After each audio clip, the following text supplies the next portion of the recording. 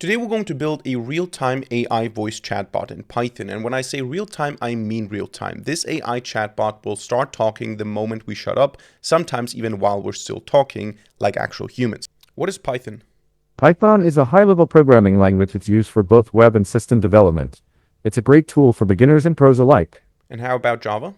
Java is a general-purpose programming language. It's known for its stability, performance, and security. To achieve this, we'll combine multiple models for encoding and decoding audio data, as well as for reasoning on the encoded tokens. We'll build a React frontend, a FastAPI backend, and we're going to deploy all of this so it spins up GPU instances on demand so we can serve multiple users. This is going to be a great project today, so if you like this video, let me know by hitting a like button and subscribing, but now let us get right into it.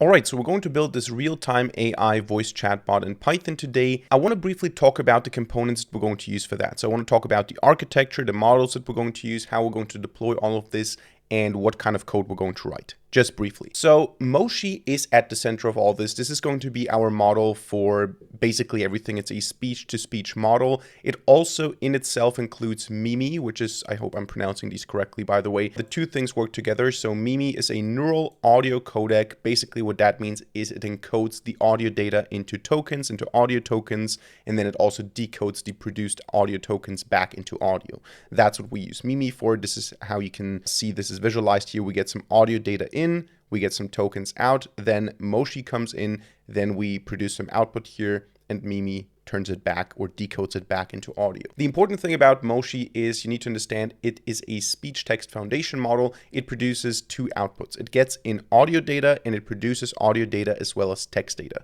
So our model is going to take in our acoustic audio data. We're going to speak to it and it's then going to produce audio data back. So it's going to talk back to us and it's also going to produce text data. So we're going to also be able to read what it actually says. Now, as far as I understand it, you need about 24 gigabytes of VRAM to run this model. So I'm not able to run this locally. I don't have a powerful GPU in my computer, which is why we're going to use a platform to deploy this. And also it makes sense because if you have multiple users using this chatbot, for example, if you want to turn this into a SaaS application, you need to make this possible or make this accessible for multiple users. You can also go with more complex and intelligent ways of doing that, but the simplest way is to just boot up GPU instances on demand. So if you have two users, you have two GPU instances. Not the cheapest way, but an effective way that guarantees that you're going to have isolated environments and enough availability. So for all of this, we're going to use Modal, modal.com to be precise. This is an AI infrastructure platform and they make it super simple to boot up GPU instances and run Python code on them.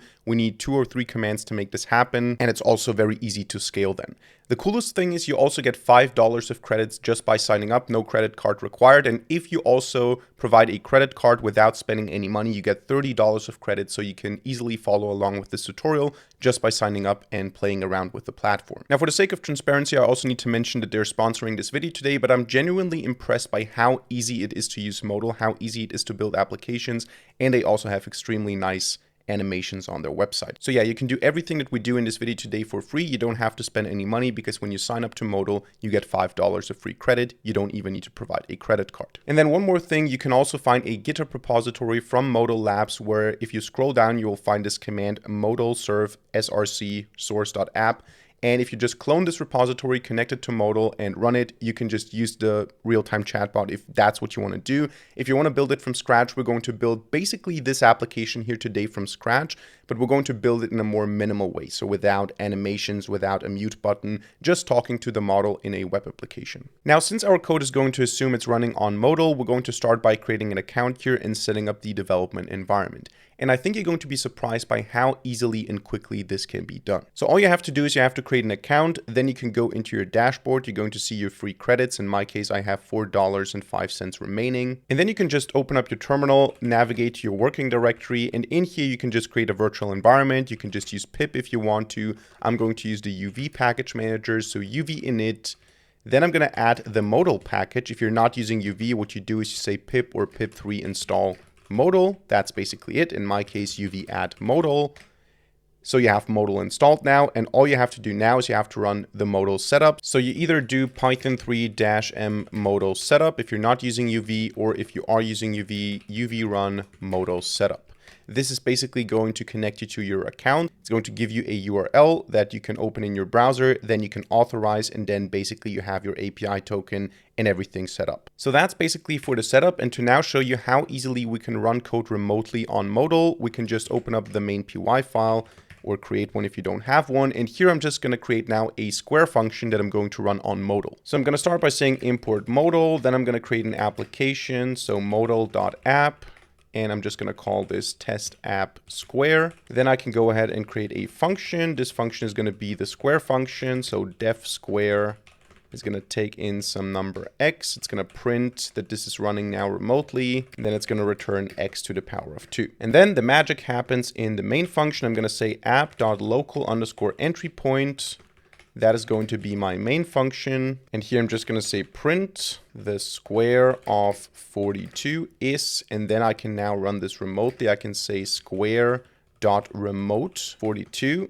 And now I can get out of here, uv run modal run. So we're not just doing uv run main py, we're doing uv run modal run. Or if you're not using uv, you can say python 3-m modal run. So in my case, uv run modal run main.py. And that now is going to execute this remotely. It's going to boot up an instance and it's going to do the calculation on Modal. That is super simple. So now that we know how easy it is to work with Modal, we can remove the main file and set up our project structure. What we're going to have is we're going to have a source directory. So I'm going to create this src. In this source directory, we're going to have a couple of Python files, and we're also going to have a front-end directory. We're going to serve the front-end via a separate FastAPI application. So we're going to have one FastAPI application for the backend, for the Modal interaction, and one for the front-end serving. So I'm going to start by creating a file called common.py, and here we're just going to define our Modal application. So again, import Modal. That is, by the way, the only dependency that we're going to have locally on our system. We're going to, of course, have dependencies in the containers that we're running, PyTorch and so on. But for the development part here, we just need Modal. So I'm going to say app is equal to app, and we're going to call this test project again. In addition to that, now I'm going to create a file called app.py. This is going to serve our front end. For this, we're going to say from pathlib import path, then also import Modal, then from .common import app. And also something that we don't have yet, we're going to have a third file called Moshi, and Moshi is going to contain our backend logic. We're going to import it here as well. The reason for that being that if we deploy this file, it's also going to deploy the other one because of the import. So we're going to say here from .moshi, which we don't have yet, import the class Moshi, which we also don't have yet. So maybe add a comment here to be added later. Now to serve the front end, what we're going to do is we're going to point to it and we're going to build a container, a Debian container that can just serve this front end. So I'm going to say here front end is equal to path __ file __, and then with name, then the directory name, which is front end. So that points to our front end directory. And now we can create a Debian image, a Debian Slim image to serve the front end. We can do that easily in Modal by saying image is equal to modal.image.debian_slim. And then I can specify a Python version here. So Python _version is equal to, I'm going to go with 3.11. And then we can also perform some pip installs. So I can say .pip_install, and I can install FastAPI, for example, by just passing it here as a dependency. And then finally, I'm going to say add _local_ directory, or dir, and I'm going to say here frontend and the string assets with a slash. So this basically means our front end will be put into this assets directory, and we're going to statically serve it. So to now actually do that, we're going to create a FastAPI endpoint that serves this front end. We're going to say app.function image is equal to image timeout is equal to 600. And we're going to say add modal.concurrent max inputs is equal to 100. And then modal.asgi_app, so asynchronous. And then our function is going to be called just web. And here we're going to now do the FastAPI imports. We don't need to actually have FastAPI installed on our system because this is going to be running in the container.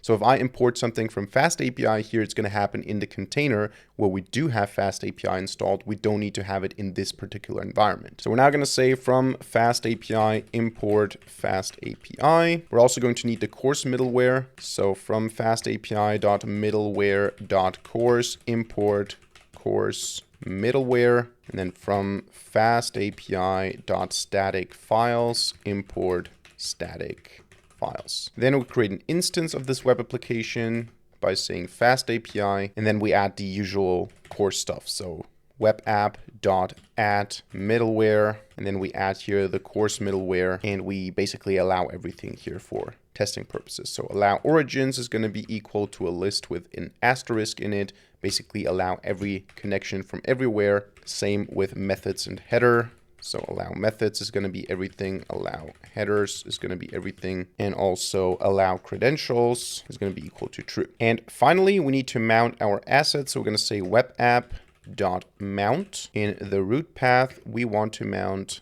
static files. Directory is going to be the one that we defined before, which is /assets. HTML is going to be equal to true. And once this is done, just return the web application. Super simple. This is how we serve the front end. Now we don't have the front end yet. We're going to have to write quite a bit of code in the front end, but that is just for serving it. This just takes the front end directory, puts it to assets or puts it into assets, installs FastAPI, serves it statically with an asynchronous server, and we set course so that we can send requests to it. But all the interesting stuff actually happens in moshi.py. Here we're going to have our backend logic. Here we're going to have the WebSockets. Here we're going to have all the model stuff, all the audio processing. This is where the interesting stuff happens. So we're going to start with some imports. I'm going to say import async IO. I'm going to import modal, and I'm also going to say from.common import app. Then we also want to create an image here, also Debian Slim, but we also want to add a volume for the model cache. So I'm going to say now here, model path is equal to /models, and we're going to create a volume. So the volume is going to be equal to modal volume from name. I'm going to call this model cache, and we're going to create it if it is missing. So we're going to set that to true. So this is basically just so we don't have to download the model every time from scratch. And now we can say image is equal to modal image and then Debian Slim. We can provide a Python version again. I'm going to go again with 3.11.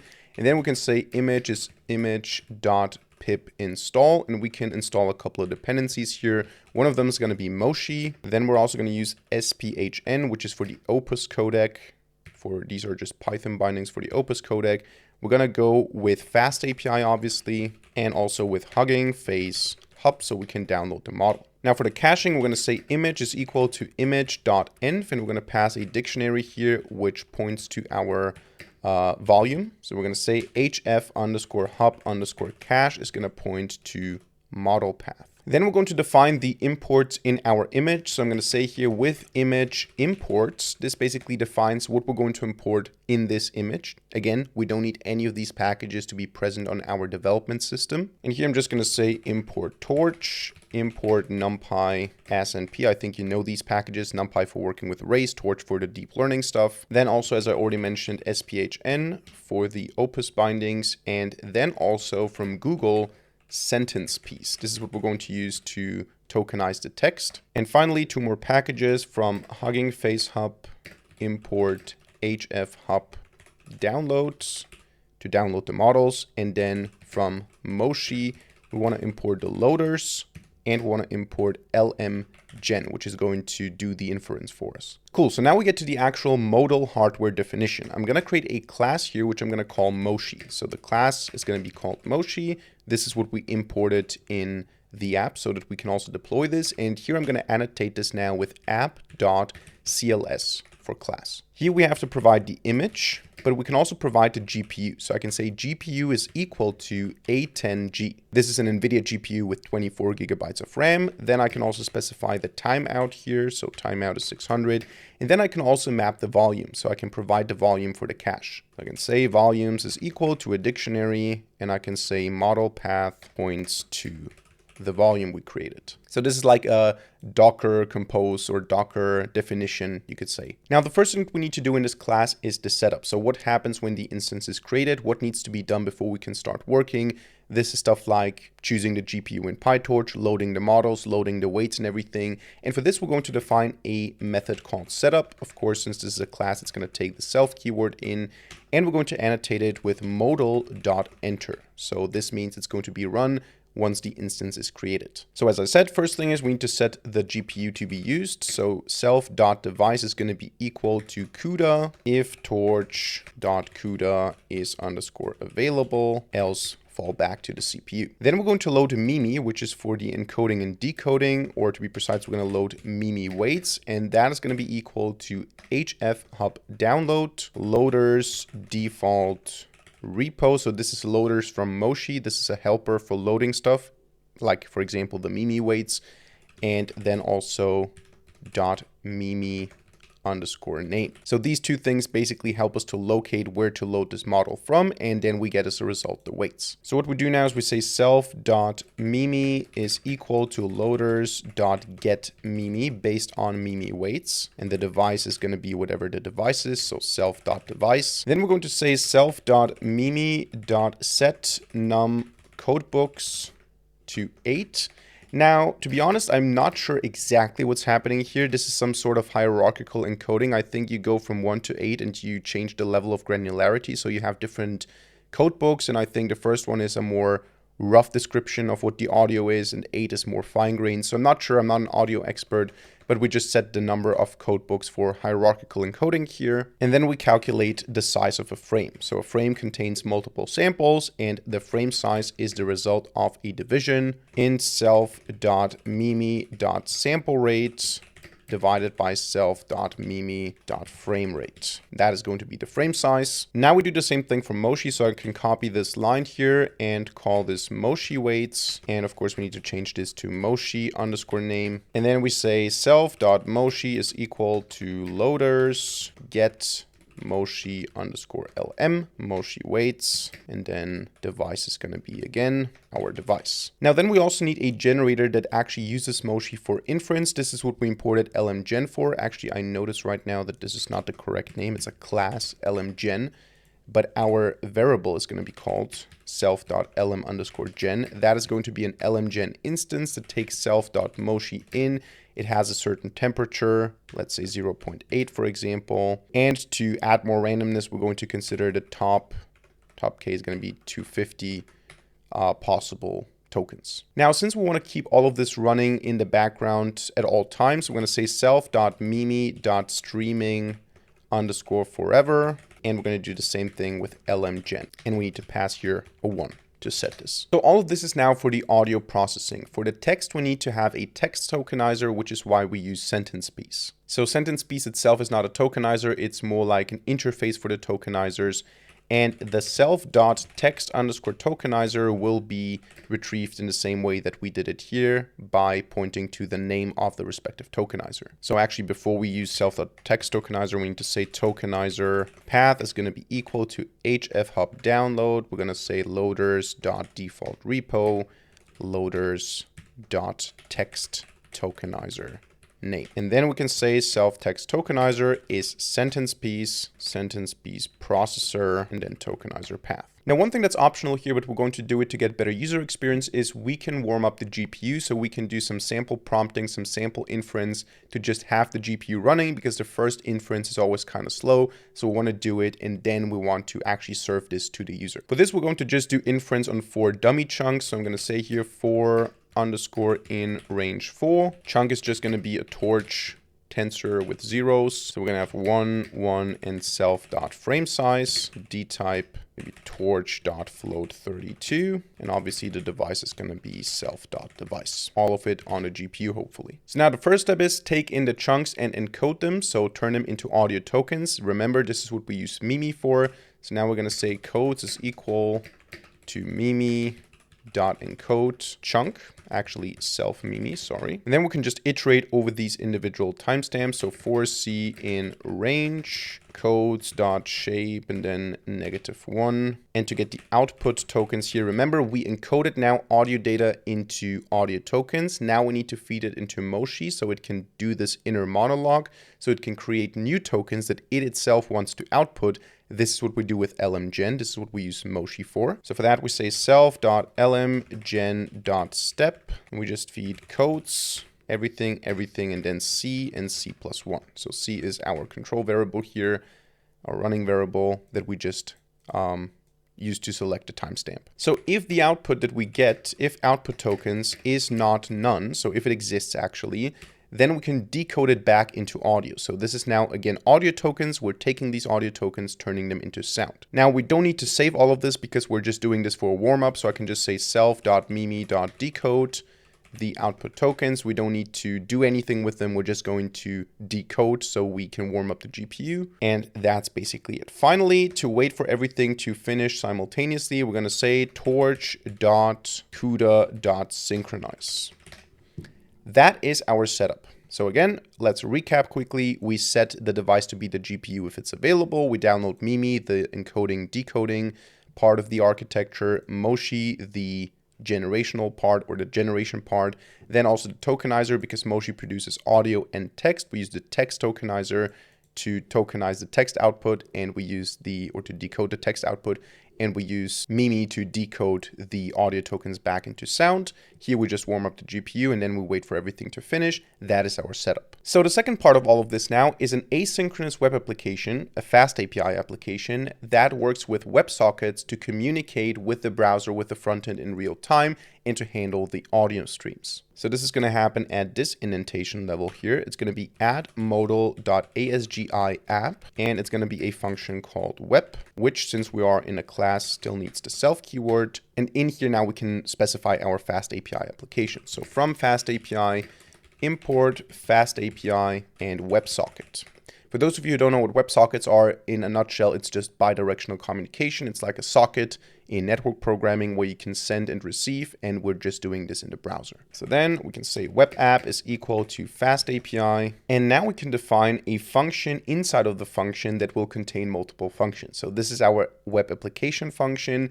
Now we're going to have a WebSocket function. In that WebSocket function, we're going to have different functions for managing stuff. So I'm going to say add webapp.websocket, and the path is going to be /ws. That is going to be an asynchronous function called WebSocket, which is going to get a WebSocket as parameter of type WebSocket. And basically, as I said, it's like a socket. You just can accept connections. So we can say await ws accept. This is just like a normal Python socket. So if you've watched any of my TCP chat videos where I just use a socket, I bind it, and then I listen and accept, that's exactly what we're doing here. We're just accepting incoming connections. So then when we accept a new connection, what I want to do is I want to reset the Mimi and the LM generation. So I'm going to say here self.mimi.reset streaming. And I'm going to do the same thing for LM jet. Then we're going to define a stream reader and a stream writer for the Opus data. So for the sound data, for the encoded sound data.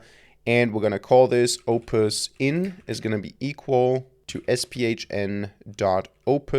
Oh, now I get the auto completion. Awesome. Opus stream reader. And the sample rate is going to be the self Mimi sample rate. And now we can do the same thing with opus out. That is going to be sphn.opus stream writer self Mimi sample rate as well. And now we're going to define three functions within this WebSocket. One is going to be for receiving, one is going to be for processing, which is where we're going to do the most work, and one is going to be for sending data back to the front end. So let us start with the receiving one. We're going to say here async def receive, and basically it's going to be an endless loop while true that is going to receive data from the WebSocket from the client side. So basically we say data is equal to await ws.receive bytes.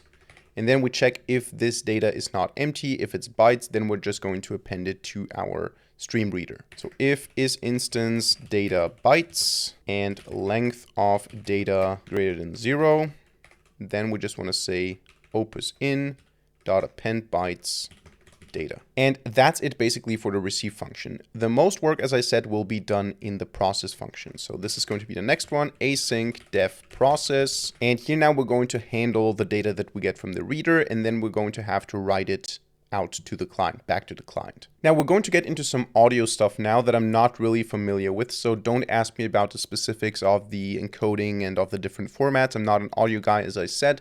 But basically we have something called a PCM buffer. I wrote it down. It means basically pulse code modulation. It's raw, uncompressed audio data, so I think this is what we need, I guess. So what we're going to do here now is we're going to create such a buffer, which is going to be none by default. And then we're going to just take the data from our Opus stream reader, and we're going to read it in PCM format. Now, while we're doing that, we're going to sleep for a millisecond or something, just so we can give back control to the other handlers, to the other functions, so we don't block, we don't have a busy wait here. So I'm going to say while true, and we're going to await in async IO sleep. So await async IO dot sleep, and we're going to do that for 0.001 seconds. And the PCM is just going to be opus in dot read PCM. Now, if this PCM is none, so if it is none, or if the length of this PCM is equal to 0, then we're just going to skip this iteration. We're going to continue. Otherwise, we're going to take this segment and add it to the PCM buffer, or if the PCM buffer doesn't exist yet, we're just going to assign it to be equal to PCM. So we're going to say PCM buffer is going to be equal to PCM if PCM buffer is none. Else we're going to use numpy concatenate, so np concatenate the already existing data from the PCM buffer with this new segment. Now, once we have enough samples in our PCM buffer, we can process them in frame-sized chunks. So frames consist of multiple samples. If we have enough data, we can just process the data in frame-sized chunks, and then we can just remove the data that has already been processed from the buffer. So we're going to say while PCM buffer dot shape -1 is greater than or equal to self dot frame size. Then we're going to process it in chunks. So we're going to say here chunk is equal to torch from numpy PCM buffer up until frame size. I'm going to send this to our device. And then we're going to add here dimensions none. So that basically means we take from the PCM buffer 1 frame, and then also we need to remove that. So we're going to say now PCM buffer after that is going to be PCM buffer starting from that frame size. So we don't process it twice. And then we basically do what we did before. We say codes is equal to self.mimi encode, and we encode what we have here, the chunk. So I think for the most part, we can actually copy this and paste it down here. Of course, with the proper indentation, which is this one. But of course, actually, this is now for the warm up 4 times, so we don't need that part. We already have it up here. Now we basically just need to do that. So now this time we're going to assign it. We're going to say here the audio is the result of decoding the output tokens. We're going to say here everything and from 1 until the end. And then we're going to append all of this to the stream, to the output stream, or to the stream writer, I should say. So I'm going to say opus out dot append PCM, and we're going to append audio 0. Now we need to take it back from the GPU, so we need to get it to the CPU. And then we need to turn it into a numpy array. So like this, CPU numpy. So that is just our audio data now. To get the text data, we need to target channel 0. And I need to look at my prepared code for this because this is defined by Moshi, so it's a bit confusing. What you do is you say text token is equal to output tokens, and you target this 0th channel, so the first channel here essentially. You need to call .item on this. And then we have some special tokens, and these special tokens are 0 and 3. So 0 is for padding and 3 is for separator. So you need to say if the text token that we have is not in, and it's not in 0 or 3, so it's none of these special tokens here, and of course we don't do is, we just say not in. If this token is not in 0 or 3, so it's not the padding and also not the separator, then we're going to convert it into text. So I'm going to say here text is equal to self.text tokenizer id to piece is the function that we need for that. And here we just pass the text token. Now, another interesting thing is that the white spaces model is a very odd character. It's not an underscore, but it looks like an underscore, so we have to replace it. So basically, you want to replace a special character with a white space. In this special character, I'm not sure what the Unicode is. You can figure it out if you just run the model and see what the character is, but it's this odd bold underscore. I'm not sure what it is, but that is the white space. Or actually, I'm going to make it easier for you. It's this Unicode character U plus 2581. And now the final thing for this particular function here is we need to send the text data via the WebSocket. Now the WebSocket also transmits the audio data, so we're going to have a flag for text and a flag for audio. In our case now, since we're transmitting text, we need to append or prepend actually A2. So we're going to say here await WebSocket send underscore bytes. Now we're going to prepend this byte, which is \x02. And then we add to it text.encode UTF-8. So this signals that we're sending text data. With \x01, we're going to be sending audio data. Cool. Now the third function here is going to be the send function. Let me just make sure I have the proper indentation level here, which is, I think it should be here. Yeah, here, async def send. And all we're going to do here is we're going to say while true, again, leave some time to not have busy waiting. So await async io.sleep 0.001, and now get the audio from the writer. So the audio is going to be opus out dot read bytes. If we have audio and if the length of the audio is greater than 0, then we're going to send the bytes, this time, as I said, with x01, so byte \x01 plus the audio bytes. And now the absolutely last thing that we need to do here is we need to run all of this in parallel. So we're going to say here try on the same level that these functions are defined. We're going to say try with torch nograd task is going to be equal to async io.create task. And we're now going to pass here the first function, the receive function. I'm going to call this. The second one is going to be same idea, create task, but this time it's the process function. Notice that we're calling these functions, we're not just passing them. And then finally, async io.create task sent. And to run all of this now, await async io gather asterisk tasks. And if there is any problem, so if we do get an exception as E, what I want to do is I want to print this exception, error E, then maybe also STRE in case it's different. And for task in tasks, make sure the task is canceled. That is it. The only thing left now is to return on this level here, the web application. Now, I'm almost 100% sure that I have some mistake in here, some typo, some wrong variable name, some wrong indentation. We're going to find out about this. I'm pretty sure we have it. But that is our backend now. Okay, so I actually double checked and I already found a couple of mistakes. One of them here is a typo, receive, not the other way around. Then also the import is from moshi.modals, not just from Moshi. Then at some point there was a frame size, which I was referencing without self, which is down here. So of course this needs to be self.framesize. Then also we did the decoding here correctly, but up here in the warm-up, we're not doing it correctly. So here we also need to say colon and 1 colon. But I think that should be it. So I think the rest should be fine. If there is another mistake, we're going to notice later on. Now for the front end, we're going to need two files. One is going to be the index.html file, and the other one is going to be an app.jsx file. As I said, we're going to be using React, and we're not going to set up here a proper React project. We're just going to use the content delivery network. So we're going to just link to the JavaScript files and we're going to just embed it like this. Of course, the index has to be in the front end directory. And here now I'm going to say app.jsx. This is going to be our React component. Now I'm going to be doing a lot more copy pasting here in the front end. One reason for this is a channel mainly focusing on machine learning and backend development. Second, I don't really like front-end development. And third of all, the video is already quite long. So what I'm going to be doing here is I'm going to copy paste segments and I'm going to explain what is happening.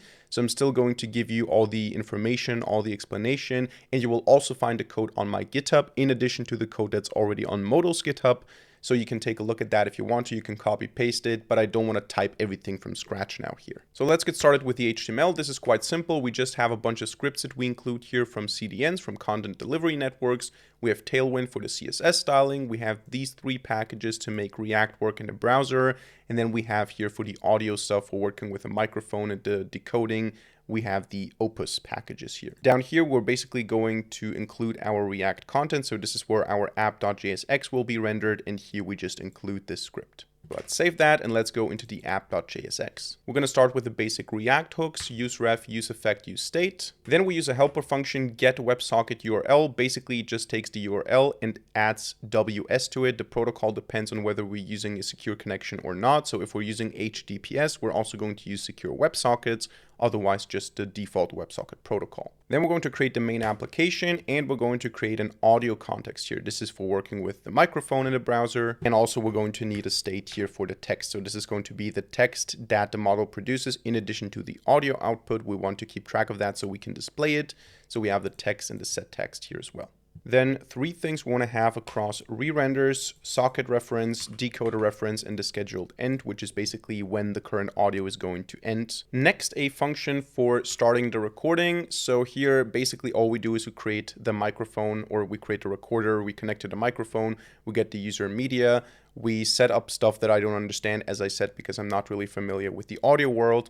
And then if the data is available, what we do is we set the socket to ready, we open the WebSocket, and we start sending data. Then one hook here for loading the decoder, just use effect and then load the decoder from the package that we embed here as JavaScript from this one. Another function that's important here, of course, is playing the audio. Basically, we're just getting audio data, creating a buffer for it, connecting to the source, then playing the audio and also calculating the scheduled end time. And then the last hook here, use effect, is for working with the socket. So on open, we start recording, and on message, we have to distinguish between the tag that we get.